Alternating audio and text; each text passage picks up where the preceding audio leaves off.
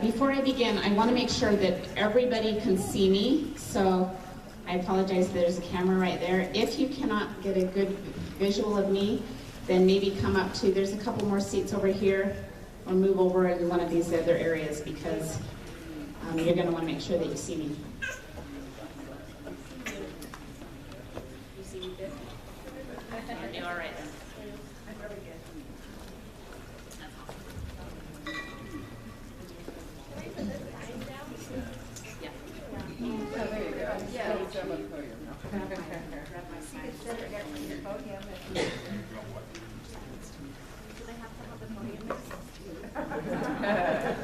But you'll just be seeing my face, so you won't need to see my whole body. Yeah, just stand closer to the podium. I'll lean forward. Yeah. You said you're going to be looking at your own face too.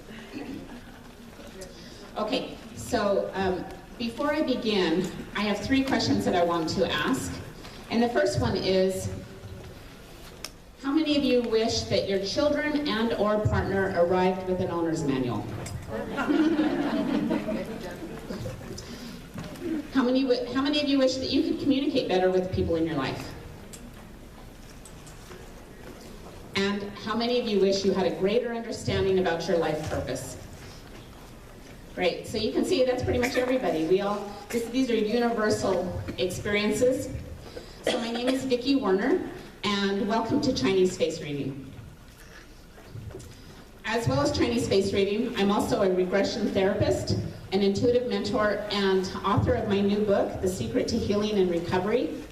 I will say that my book has nothing to do with face reading, but it's still phenomenal. I want to thank you for your time here. I know that lives are busy, so thank you for coming and wanting to delve more into your innate nature. And I also want to acknowledge the work that Tammy Ward does. This is really quite part of her love language, and so I want to acknowledge that pure gratitude and love for her. And the work that I do with Chinese Face Reading is based upon the work of Jean Hainer. She's a Hay House author, and she wrote the book, The Wisdom of Your Face. I was fortunate enough to work with her for a while and really learned a lot of those secrets that she teaches. More than anything else, my goal for you is to have fun and to learn more about your innate nature. In my class, you will learn about what face reading is and how to read your face and others. And believe me, it takes more time to walk down a hall because you want to go, don't you know that, don't. It becomes part of your communication. You will learn about the different elements in nature and how they relate to your face specifically. And you will learn about your features and how they correlate with different personality types and tendencies. But most importantly, I hope that by the end of the hour that you will have more love and compassion for yourself and others by what you see. So why is face reading important? We all, by nature, innately read other people's faces. Not necessarily with the correct information of what we're seeing, but we discern by what we see on other people's faces and decide whether we can trust them. That's really one of the things that we try to discern, is we have this innate sense where we want to learn if we can trust somebody, and so we read the faces of other people to do that. And think about it, would you hire somebody to work for you if they had features that reminded you of somebody who betrayed you in the past? You probably wouldn't, because that memory of those kind of personalities would stay with you and you wouldn't want to hire them and put yourself in a vulnerable position. So face reading began, in Western medicine. In Western medicine, the physicians would rely on lab work and double-blind studies to find information about their patient. But early Chinese physicians and Eastern physicians, they were not allowed to touch their patient. So they had to rely strictly on observation in nature. And they would observe nature and see these tendencies also in the human form. Face reading is based on the same principles as traditional Chinese acupuncture. And the early face readers were Taoist monks, physicians, scholars who would read faces and discern about different health tendencies. They could identify specific features of the face that were consistent with certain illnesses, weaknesses, and physical tendencies, all by strict observation of the face. So at this time, I'd like you to take out your phones and place them on the airplane mode, and then open up your phone to the camera app, and then show the screen to your own face, because that will help you. You may not recognize how many of your own features is in your face until you have a discernment with that. So go ahead and open that up and have your notebook ready, and we'll take some notes at the same time. Yes? So you open it up in airplane mode, then what do you do? Then open it up to your camera app so you can see your face. So you have a mirror. Question. Okay, as you do so, yes? Do you have any mirrors for those of us? I don't, but other people can maybe look at that with you.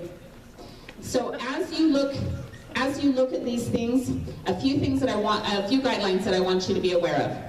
First of all, what you are seeing, I want you to look as in an open mind.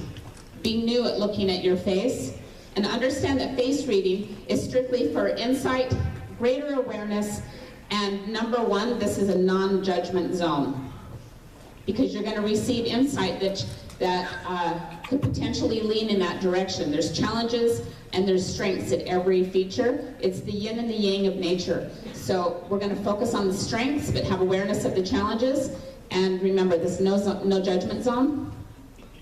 And I'm going to go over the different features of the face, and know that the size and the dimension of the different features that I'm referring to is in reference to the same face. So what would be considered a large nose on one face would be considered maybe a smaller nose on a different face. So we're going to look in relationship to the same face.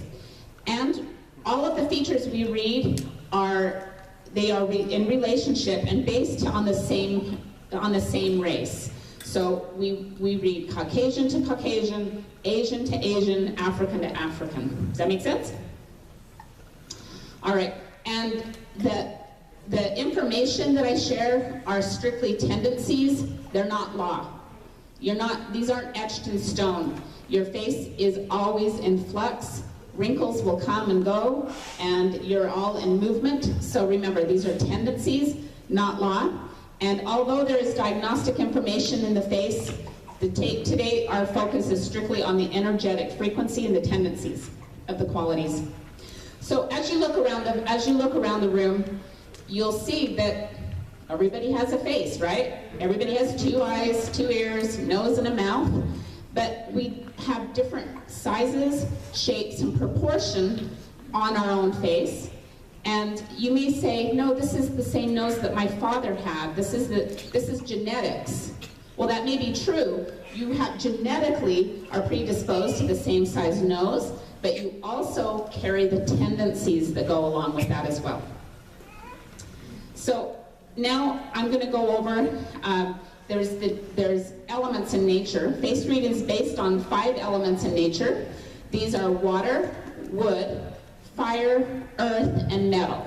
These are the 5 elements that they work with in Chinese medicine. Be aware that everyone has all of those elements in them. It's just there is a tendency to have 1 or 2 features that are a little bit more dominant.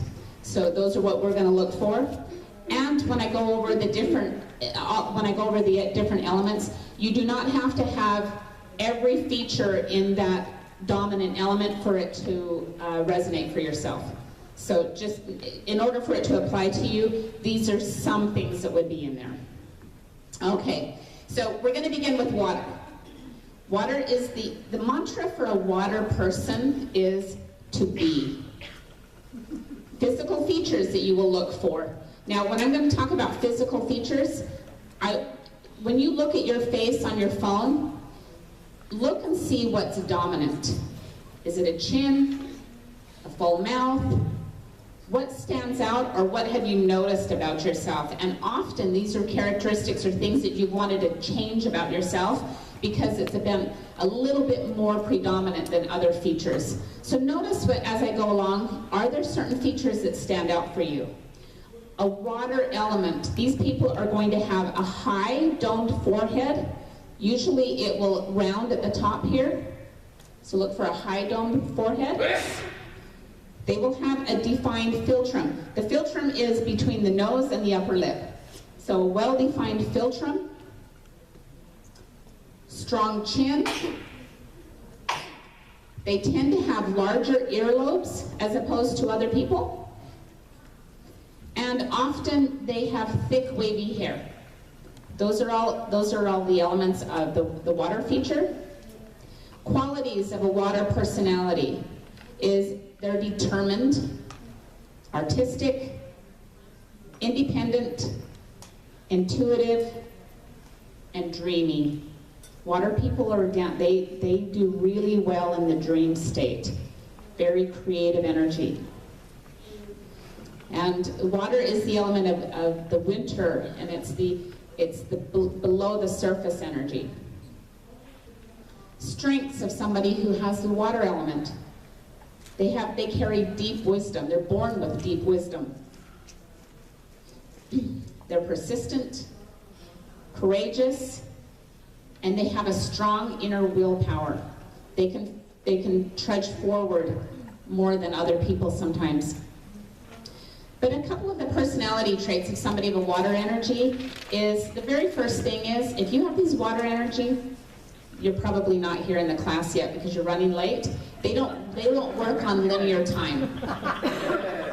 They have a tendency to work on their own time. So if you're married to somebody with these features, if you tell them they have to be there at 9 o'clock, you'll probably want to lean towards 8:30 so that you give them time to adjust for that. They are often drawn to an unusual lifestyle. They usually will do work with the arts, music, finance, or healing. And it's really interesting. A lot of water people have jobs where they travel over water. They either will be fishermen, or they put in a lot of air miles because somehow they're going to do travel over water. So if a water person in your life is missing, they're either at the beach, the pool, or in the bathtub. They need to be in water. That's how they regenerate.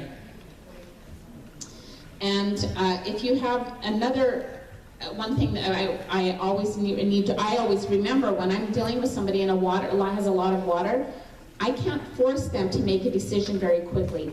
So if you have a child who has these watery features about them, another watery feature is they tend to have some dark undertone under the eye. And if you come to a child who has a lot of water, you're not going to want to force them to say, do you want the red shirt, blue shirt, red shirt, blue shirt? Make a decision, red shirt, blue shirt, because it makes them freeze. Making a decision very quickly will make them freeze. It's the water element of fear. They'll freeze under pressure. So you allow the information, you give the information, and then allow it to trickle through them. Then they can make their decisions. How are we doing? Everybody good? All right, we're going to move on to wood. Wood people. The mantra of a wood personality is to do. They'll have this trudging forward. They'll often talk like this because they're always trying to pushing through. Physical features you will look for in a wood face. They'll have thick eyebrows and a strong brow bone. It'll be more protruding, as if you see it from the side, more of a strong brow bone. They have a tendency to have indented temples and a well-defined jaw. Tree people show up in two different ways. They're either tall like a tree, wood people, sorry. Wood people show up in two different ways. They're either tall like a tree, basketball player.